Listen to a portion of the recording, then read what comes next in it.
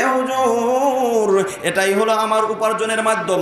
হঠাৎ করে শুনতে পেলাম মদিনার মধ্যে একজন মেয়ে মারা গেছে। আমি অপেক্ষায় থাকলাম এই মেয়ের দাফন কখন হয়ে যায়।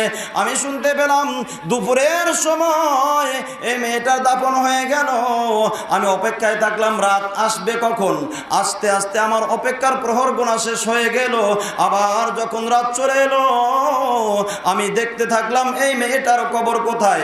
আমি অনুসন্ধান করতে করতে যখন কবরের কাছে চলে গেলাম, আস্তে আস্তে কবরটা খনন করে আমি মেয়েটার শরীর থেকে কাপনের কাপড়টা চুরি করলাম।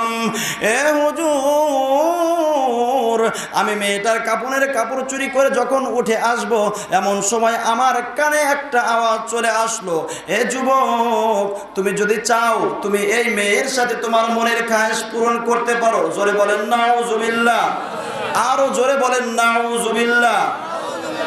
আমার